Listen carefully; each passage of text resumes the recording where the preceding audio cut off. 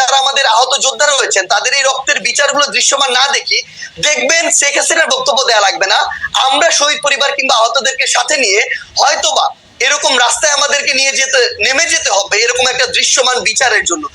এই জায়গাটা শুধুমাত্র শেখ হাসিনা দৃশ্যমান বিচার করার জন্য আপনারা আওয়ামী লীগের স্থাপনাগুলি বা আওয়ামী লীগের সাথে জড়িত জিনিসগুলি গিয়ে আপনারা ভাঙবেন। এটা আওয়ামী লীগ না, সবচেয়ে বড় কথা হচ্ছে কি দেখেন, আওয়ামী লীগ বলে এমন কিছু এখানে বিষয়কে নিয়ে আসা হচ্ছে। আওয়ামী লীগের সবাই, আমরা যে স্পষ্ট করে বলি, আওয়ামী লীগের যে মানুষগুলো এই বিষয়গুলোর সাথে জড়িত ছিল, হত্যাযজ্ঞের সাথে, খুনের সাথে, ফ্যাসিজমের সাথে, স্বৈরাচারের সাথে, এবং তারা যেগুলোকে সিম্বল এক প্রকার উপাসনালয় হিসেবে তৈরি করে সিম্বলাইজ করে এতদিনের রাজনীতিটা করেছে, মানুষের ক্ষোভ ওই জায়গায়। বাংলাদেশে আমি ধরে নিচ্ছি 20% মানুষ আওয়ামী লীগের সমর্থক ছিল, কই বাকি বাড়িগুলোতে তো গিয়ে হামলা করা হয়নি, ওই সমর্থকদের বাড়িতে গিয়ে কিন্তু হামলা করা হয়নি। কিন্তু এই ধানমন্ডি 32 ওই গণভবন কিংবা এই যে বিভিন্ন ভবনগুলোকে কেন্দ্র করে পুরো একটা উপাসনালয় হিসেবে প্রেজেন্ট করে এই যে রাজনীতি করা হয়েছে, মানুষের ক্ষোভটা ওই জায়গায়।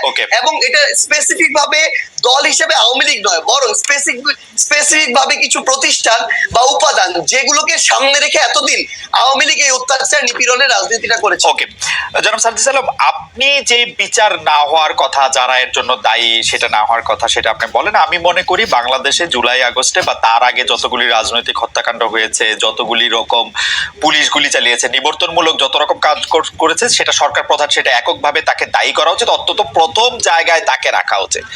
এখন আমরা তার বিচার না হওয়ার জন্য, তিনি যে এখন ইন্ডিয়ায় বসে আছেন এর জন্য আসলে স্পেসিফিকলি, এবং তার দলের লোকজন, আমরা প্রথমে শুনেছিলাম এতজন আছেন ক্যান্টনমেন্টে, পরে শুনলাম এই কয়জন আছেন, সেই কয়জন চলে গেছেন।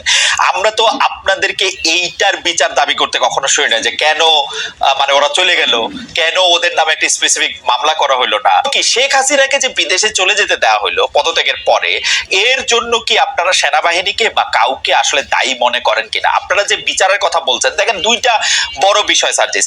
একটা হচ্ছে যে এই আওয়ামী লীগের এই অন্যায়, অত্যাচার, হত্যা, গুম, খুন, 15 বছরের গণতন্ত্রহীনতা, সব প্রতিষ্ঠান ধ্বংস করা, এগুলির জন্য যে শাস্তির দাবি, সেই শাস্তি যে না হওয়া, সেই বিচার কাজ যে শুরু না হওয়া, সেটার জন্য আপনি আসলে কারে দায়ী করবেন? এখন তো আপনারা ক্ষমতায়, আপনাদের পছন্দের সরকার ক্ষমতায়, তাই না?